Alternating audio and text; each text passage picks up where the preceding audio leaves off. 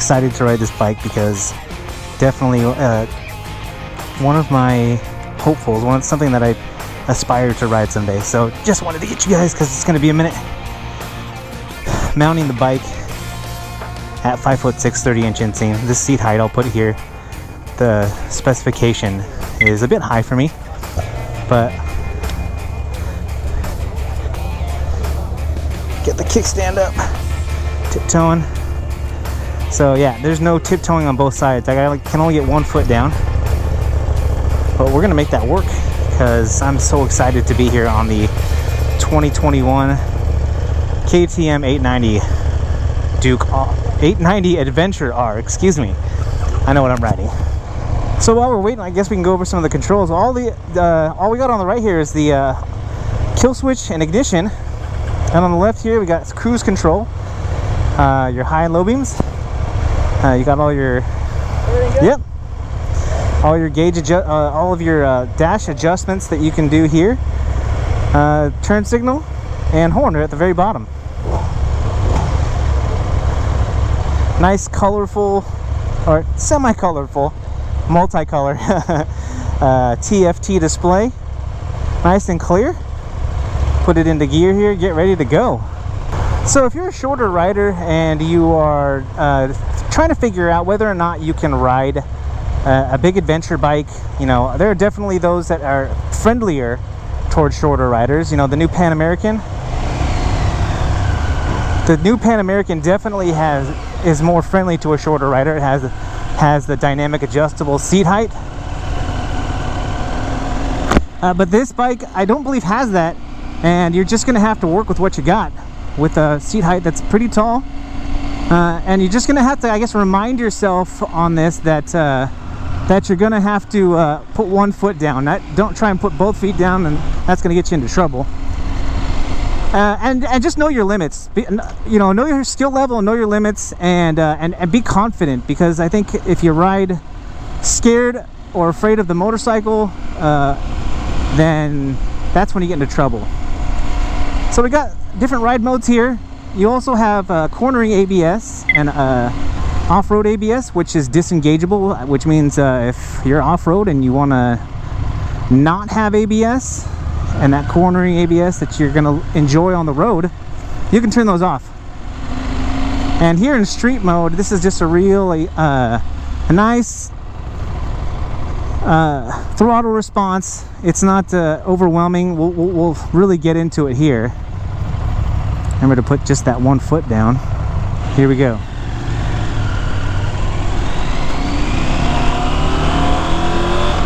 Should be self-canceling turn signals, and it is not. The guy told us that there's on the 890s the turn signals are self-canceling, but that was not.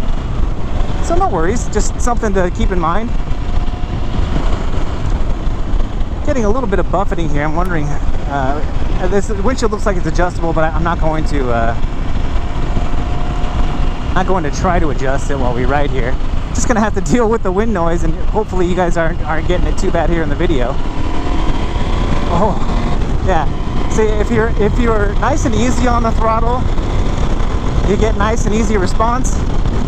But when you need that power, it is all there. With, I think it's 91.5 max horsepower, 60 something, and I'll put these numbers here for you guys to see. Foot-pounds of torque. Any much more than this, unless you're like a professional off-road rider, this is all you're gonna need. I've ridden the BMW F850 GSA, and I've also ridden the Pan America, the 1250. And you know, the 1250 is a lot for an off-road bike. If you're gonna be mostly on the highway, though, you know, you can make your own decisions. You can make your own judgments for yourself on what you need and how much you want to spend. But being out here on the 890, getting up here to highway speeds, going from start to stop, this is plenty of bike. Now the seat here feels really nice. I think if I move forward here on the seat, I'm going to be closer to the ground when I stop, so that's helpful. It kind of tapers narrower as you move forward closer to the tank. We got a nice 5+ gallon gas tank and an excellent gas mileage here with the 890 Adventure R. So you're going to be able to go and go. The riding position is really comfortable here. I'm 5'6", and like I mentioned before, I'm 5'6", and I have a 30-inch inseam. And the riding position here is really nice, really ideal. You know, I'll get to a point here where I can stand up on the pegs and get a feel for how the bike handles when I'm standing up. You know, you're not going to be standing up on the highway a whole lot, so just to kind of give you guys an idea, yeah, a nice strong platform to stand up on. I think it has some rubberized pegs, so not only do you have a nice platform to stand on while you're riding, you got those rubber pegs that help with comfortability when you're not riding off-road, and you don't need that extra, like, you know, the bear trap kind of grip. That's what I call it. So let's as far as the seat comfortability goes, we talked about the seat height. I ride a KTM 1290 Super Duke R 2015 model, and the stock seat is nice and firm. But what I like about that is that you don't ever hit the bottom of that seat pan. So even on long rides, even though it's firm, you're not hitting the bottom of that and getting really uncomfortable. And this seat is very similar. It has nice grippy material, so you don't ever feel like you're sliding back in the seat. And like I mentioned with the riding position, you're going to be able to ride this motorcycle for hours and be comfortable.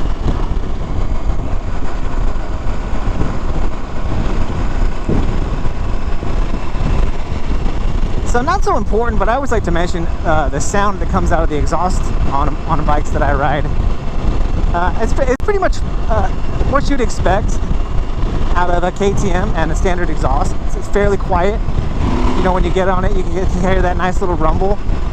As far as getting any vibration from the engine, it is basically none. I mean, there's hardly any vibration at all in the feet or the hands. Even when you really get on it, you're not really feeling that engine vibration at all, which is really nice, especially if you're riding for long distances. Here we go. Oh, got into the 6th gear there. I probably really didn't need to, but man, this thing moves. Even if you're sitting upright on this motorcycle, the deflection of the wind is just enough. You know, it's kind of hitting me in the head. I'm getting some buffeting, but like I said, I think this windshield, let's see here, I think the standard 890 comes with a taller windshield, but the buffeting isn't too bad. You know, I've definitely been on motorcycles where you got a windshield and the buffeting is a lot worse. But sitting up right here, getting hit in the chest with or not in the chest because of the windshield, but getting hit in the head with the wind, nice and comfortable. I don't feel like I need to lean forward to get out of it. And definitely, you know, even though this bike has a ton of power and lots of torque, it's not super torquey, and the throttle is nice. So we'll actually see if we can change the ride mode here. So the 3 ride modes are street, rain, and off-road. Lots of information here for you on this nice dash. It's nice and clear. You know, there are definitely nicer looking digital dashes, but this one is nice and clear. You get all the information that you really need.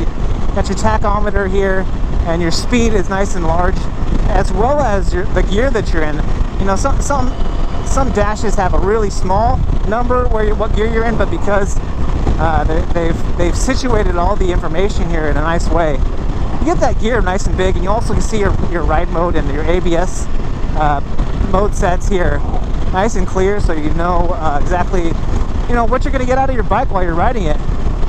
No mysteries here. You also have a trip 1, and if there's a trip 1, I'm guessing there's at least another trip 2, maybe a trip 3 if you're lucky.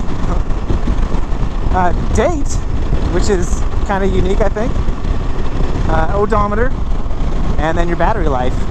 And these settings that you have here on your home screen, I think once you have the bike stopped, you can change these to different numbers as well. At least you can on my 2015 model that has a digital dash, but nothing as bright and clear as this. You also have the time and then the outside temperature. So lots of information to take in, but I don't think it's overwhelming, and I also think it's a nice setup here for you to be able to look at the things that you need to know while you're riding. I'll put the tires because I don't know offhand. I'm riding so many bikes here at the International Motorcycle Show put on by Progressive here in Sonoma, which they're doing outdoors this year. So with that in mind, I'll have the information on the tires here for you, as well as the wheels. And also, after that here, you'll see the specifications for the suspension and the brakes.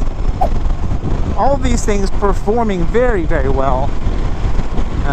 Getting into a kind of a wide sweeping turn there, and it just handles so nicely. And here we go. We are out from the clutches of that truck, and hopefully we can get on it really nicely here.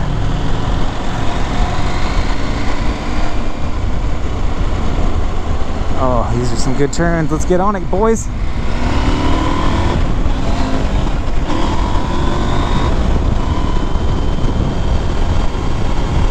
Oh, yes, I mean, even for an adventure bike, you wouldn't expect less from a KTM.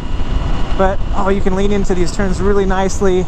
You know, this road is really nice too, so it helps build your confidence as you're leaning into this. But, oh man, no problems here.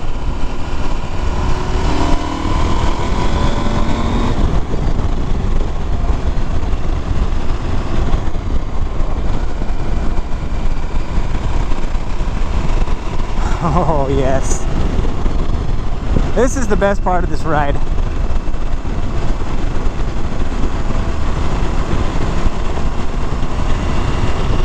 Oh, yeah. So, really, the one thing I will say about Pan America, because we didn't get to take it through any turns like that, was that, especially with the knobby tires, and this is, I'm sure the same with most adventure bikes with knobby tires, is that when you get into a turn, it's a little bit harder to turn the bike over. It wasn't so much so with the special version that I rode without the knobby tires, but this bike, I mean, if you're like an 80-20, 90-10, mostly on the highway, I mean, you're gonna love riding this motorcycle all the time, not just off-road. Oh, they're very nice. Look at a little downhill action there as we make that turn. Still super confident. Wow, what a great bike. You know, as we take one of these last turns, I think here.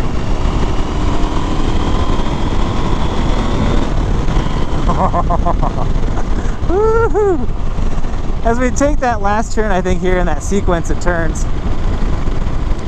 the only thing I think that draws me back from really kind of like committing to say if I ever get an adventure bike, the 890 Duke or maybe the 1190, the 890 Adventure or the 1190 Adventure, which is a bike that I was looking at buying last year, is the seat height.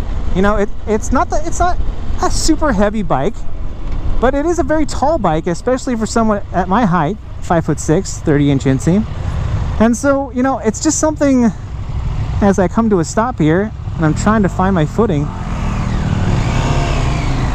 you know, I want to put both feet down, but I can't. Definitely can't do that. And I think because it was a little uneven there, I should have put my left foot down instead of my right, and I was just having trouble finding either. The other nice thing though about this motorcycle in particular is that it's very well balanced. I didn't ever feel like, even though I was having trouble finding the ground, I didn't ever feel like I was going to lose the bike. But again, this is going to depend on your experience. I've been riding for 12 years. I've probably ridden close to 50 different motorcycles at this point. And lots of experience on demo rides, on test rides. And so you got to know your skill level, your confidence level, and you get just you can't get in over your head, because I mean things will go south quickly. You don't want to you know, you don't want to end up paying for a bike that you didn't really want, or for damages that you've done, and you definitely don't want to get hurt. So know your limits and know your skill level. But we're getting into the last few turns here. This is a long test ride. I'm not going to take you guys along for the entire thing, so we'll close it down here, especially since we're getting behind some cars here and it's going to get less exciting. Still, nonetheless, it's Sonoma, California. It's just gorgeous country. Got lots of vineyards. We're close to Napa, and it's just beautiful. So I hope you enjoyed coming along with me. If you guys have questions about the 890 Adventure R, make sure you leave them in the comments below. I'll do my best to answer them. If I can't answer them myself, I'll definitely try and hunt down that answer for you. This has been an amazing ride. I've loved every moment of this motorcycle, except for maybe when I had trouble finding the ground. So I hope you enjoyed coming along with me. If you like this video, you found it at all helpful, make sure you hit that thumbs up down there, which is the like button. And if you haven't already, smash that subscribe button. Guys, if you are out there riding, please be safe. Be kind to one another. My name is Eric. I'm that one guy. And I am